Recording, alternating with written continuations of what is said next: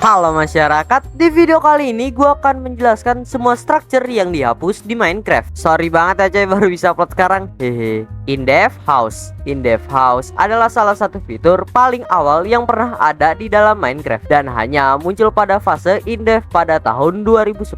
Pada fase ini dunia Minecraft belum bersifat infinite. Player membuat world dengan ukuran map terbatas yang dipilih saat pembuatan world. Karena dunia masih kecil dan generator terrain masih sederhana, Mojang perlu memastikan bahwa player dapat langsung memulai bermain tanpa mengalami kebingungan. Minecraft pada masa ini belum memiliki sistem tutorial, recipe book, achievement, village, structure natural, dan sistem panduan crafting di dalam game. Player yang baru pertama kali membuka game dapat dengan mudah tidak memahami apa yang harus dia lakukan. Untuk mengatasi masalah ini, setiap world baru pada mode in-depth selalu menghasilkan sebuah bangunan kecil di titik spawn. Structure ini dikenal sebagai in-depth house. In-depth house selalu dihasilkan tepat di pusat map. Karena world masih terbatas, posisi spawn tidak bervariasi seperti versi modern. Structure ini berbentuk rumah kecil sederhana yang dibuat dari batu atau wooden plank. Di dalamnya terdapat torch dan chest coy. Chest di dalam rumah ini berisi item awal untuk player. Fungsi chest ini adalah memberikan akses langsung ke resource dasar tanpa harus mempelajari sistem crafting dari nol. Pada fase ini sistem stack item masih menggunakan batas maksimum 99 per stack, berbeda dengan batas modern yaitu 64. Seiring perkembangan Minecraft, filosofi desain pun berubah. Mojang mulai mengarah pada konsep player memulai dari nol. Fitur ini kemudian dihapus ketika Minecraft bergerak menuju ke fase in-depth dan alpha. Sejak saat itu, player selalu memulai permainan di alam liar tanpa bantuan structure awal. Namun jejaknya masih hidup dalam bentuk bonus chest coy.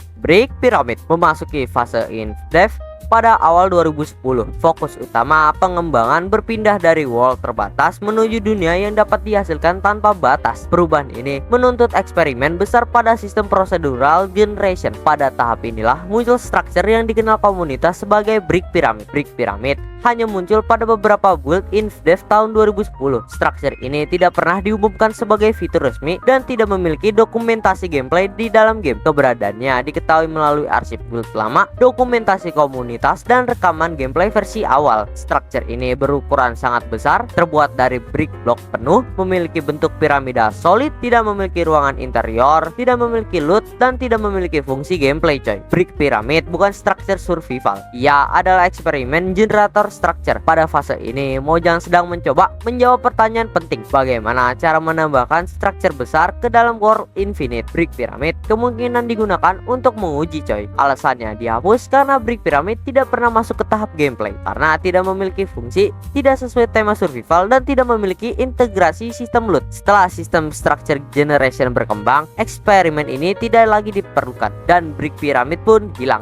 Obsidian Wall. Sebelum dunia Minecraft benar-benar stabil sebagai world infinite, generator terrain memiliki batas teknis yang signifikan. Untuk mencegah player mencapai area yang dapat menyebabkan crash atau korupsi terrain, Mojang menambahkan batas dunia fisik sementara. Batas ini dibuat menggunakan obsidian block. Border ini bukan tembok tinggi coy. Border ini berupa garis obsidian panjang di permukaan tanah, membentang sepanjang aksis X dan Z dan membentuk simbol plus raksasa pada world. Structure ini dikenal komunitas sebagai Obsidian World Border. Generator dunia in-depth masih sangat eksperimental. Terrain di luar area tertentu bisa tidak stabil dan tidak dapat dihasilkan dengan benar. Obsidian ini digunakan karena blok paling kuat saat itu dan tidak dapat dihancurkan dengan cepat. Border ini merupakan solusi sementara sebelum sistem world infinite stabil. Setelah generator terrain diperbaiki dan sistem batas dunia internal diperkenalkan, border obsidian tidak lagi diperlukan dan dihapus coy. Monolith. Pada fase in-depth dan alpha awal, generator terrain Minecraft masih sangat belum stabil. Kesalahan pada algoritma noise terrain kadang menghasilkan formasi yang sangat ekstrim. Salah satu hasil bug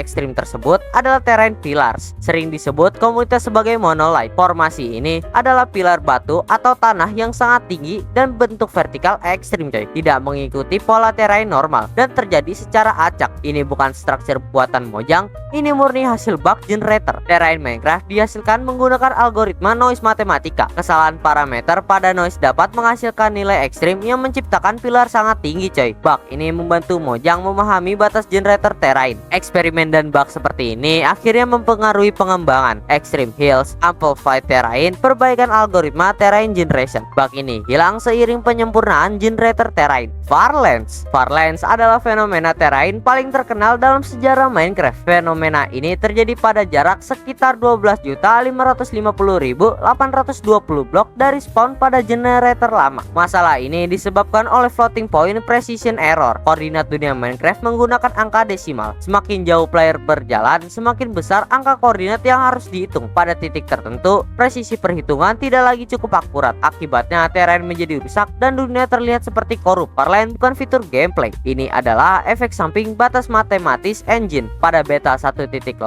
generator terrain baru diperkenalkan dan bug ini tidak lagi terjadi. Glass Pillar ini adalah salah satu eksperimen paling obscure coy. Pada beberapa versi pengembangan, Mojang menguji sistem structure menggunakan pilar kaca tinggi. Pilar ini bukan structure gameplay coy, melainkan marker internal untuk menandai chunk penting, lokasi eksperimen, dan titik spawn structure. Kadang pilar muncul di world test build, namun tidak pernah dimaksudkan untuk player. Setelah sistem structure selesai, Glass Pillar pun dihapus. Glass Pillar dihapus karena dianggap merusak eksplorasi natural coy. Nether Reactor. Pada awal pengembangan Minecraft versi mobile, keterbatasan hardware menjadi tantangan utama.